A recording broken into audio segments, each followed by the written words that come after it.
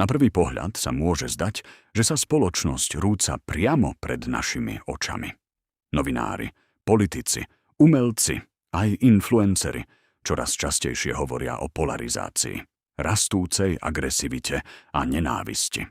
Opakujú to tak často, až človek získa pocit, že sa už ľudia navzájom zabíjajú na uliciach. Najzaujímavejšie však je, že pri všetkých týchto tvrdeniach takmer nikto nepoloží tú najzákladnejšiu otázku. Je to naozaj pravda? Ak človek trávi veľa času na sociálnych sieťach alebo na platformách ako YouTube, Facebook či Telegram, ľahko nadobudne dojem, že jediným spôsobom komunikácie je agresia. V lepšom prípade výsmech.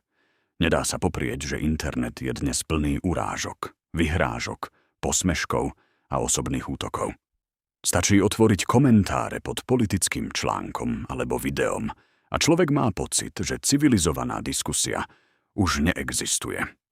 Pri každom spoločenskom probléme sa objavujú odborníci, komentátori a rôzni intelektuáli, ktorí hľadajú vinníka. Často však platí staré príslovie, že pre stromy nevidia les. Odpoveď býva až podozrivo jednoduchá. Za polarizáciu môžu vždy tí druhy. Jedna časť influencerov, alternatívnych médií a vládnych politikov tvrdí, že spoločnosť rozdeľujú opoziční politici a mainstreamové médiá. Mainstreamové médiá, časť celebrít a opoziční politici zasa tvrdia presný opak. Podľa nich nesú hlavnú zodpovednosť alternatívne médiá a vládna koalícia.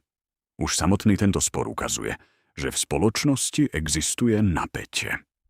Otázkou však zostáva, či je naozaj také veľké, ako sa často prezentuje.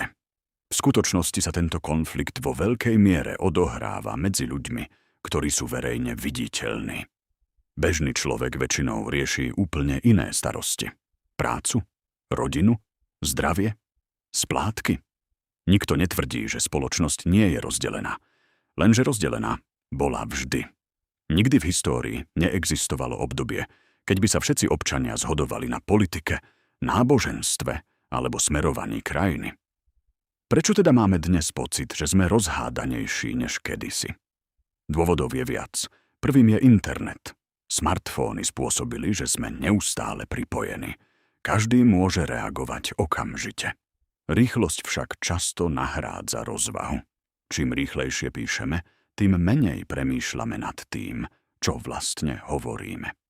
Druhým dôvodom je množstvo informácií. Denne sa na nás valia stovky správ. Väčšina ľudí jednoducho nemá čas overovať každé tvrdenie z viacerých zdrojov. Chodia do práce, starajú sa o rodinu a riešia svoje vlastné problémy.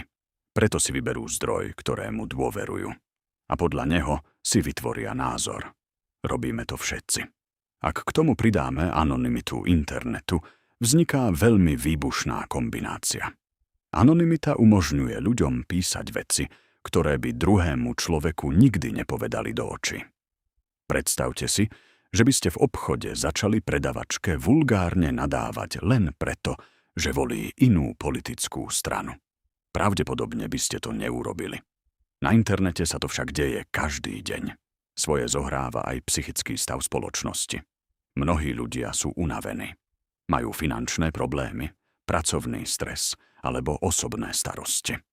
Internet sa stal miestom, kde časť svojho napätia jednoducho vypustia. Často na úplne cudzích ľuďoch. Osobitnou kapitolou sú ľudia, ktorí si s politikou, novinárov alebo influencerov vytvorili takmer nedotknuteľné autority. Ak ich obľúbená osobnosť niečo povie, automaticky to považujú za pravdu. Každý, kto nesúhlasí, je nepriateľ.